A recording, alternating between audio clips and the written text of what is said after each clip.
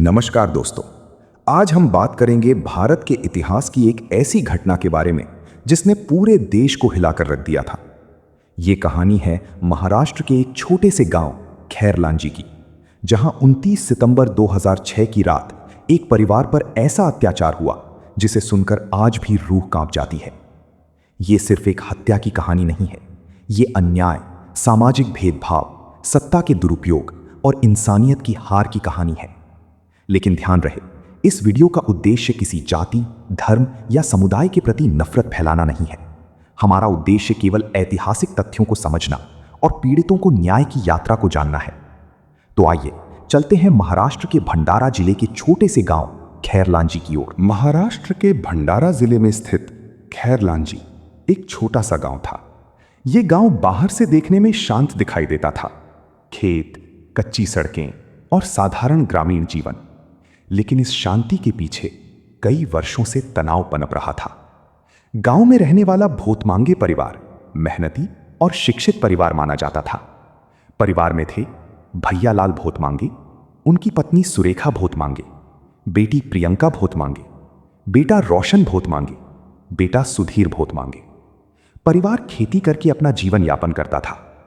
उन्होंने मेहनत से जमीन खरीदी थी और अपनी जिंदगी बेहतर बनाने की कोशिश कर रहे थे। लेकिन गांव के कुछ प्रभावशाली लोगों को यह बात पसंद नहीं थी। धीरे धीरे जमीन, रास्ते और सामाजिक विवादों को लेकर तनाव बढ़ने लगा। भोतमांगे परिवार की जमीन गांव के कुछ लोगों के लिए परेशानी का कारण बन गई थी। गांव के कुछ लोग चाहते थे कि परिवार अपनी जमीन छोड़ दे या उनके दबाव के आगे झुक जाए। लेकिन सुरेखा भोतमांगे एक साहसी महिला थीं।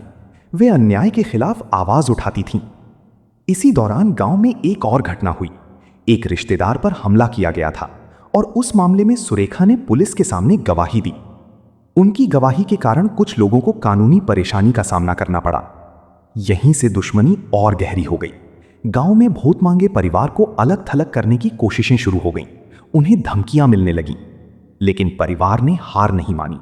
उन्हें शायद अंदाजा भी नहीं था कि आने वाले दिनों में उनके साथ क्या होने वाला है। 29 सितंबर 2006 ये दिन भारत के इतिहास में एक काले अध्याय के रूप में दर्ज हो गया।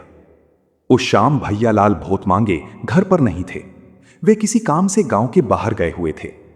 घर पर थीं सुरेखा, प्रियंका, रोशन और सुधीर।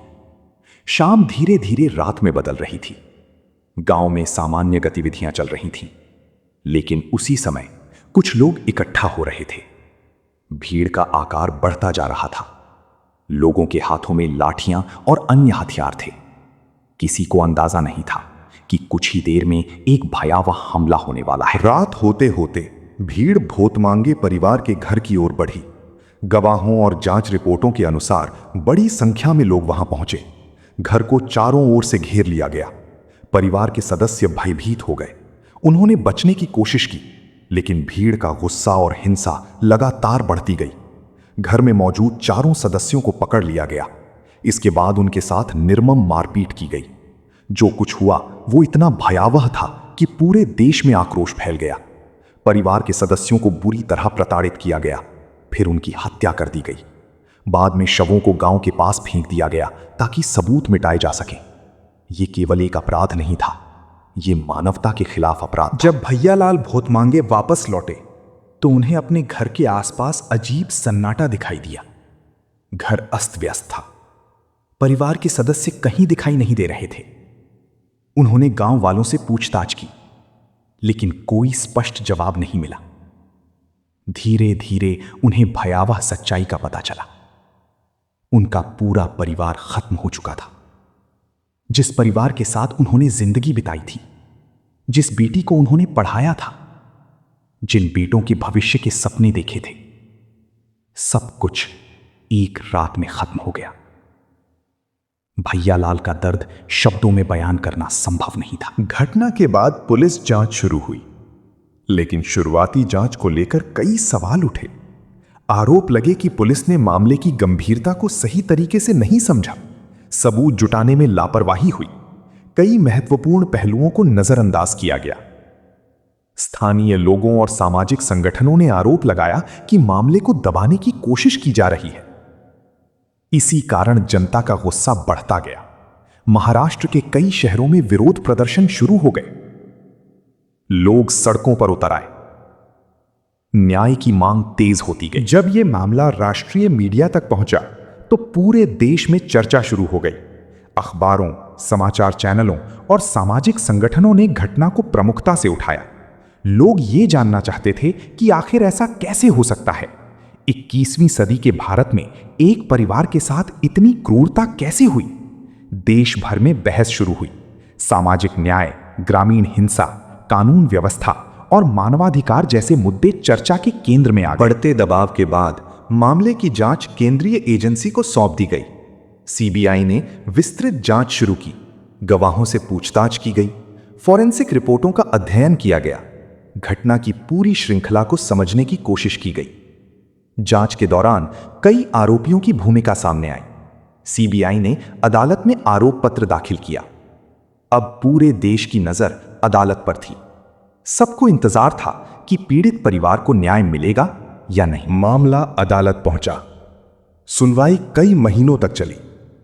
गवाह पेश हुए, सबूत प्रस्तुत किए गए। अभियोजन पक्ष ने घटना की भयावहता को अदालत के सामने रखा। बचाव पक्ष ने भी अपनी दलीलें दी।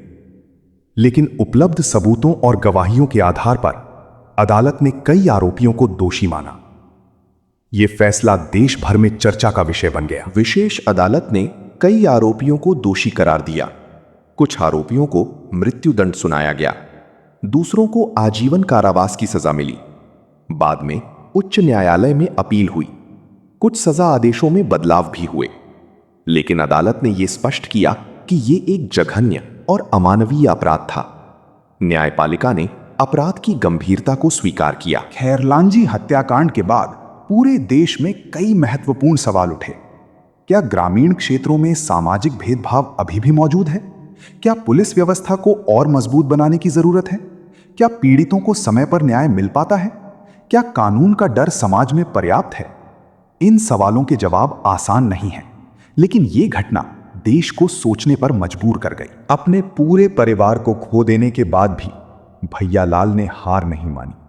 उन्होंने न्याय की लड़ाई जारी रखी। उन्होंने देश भर में लोगों के सामने अपनी पीड़ा रखी। उनका जीवन हमेशा के लिए बदल चुका था।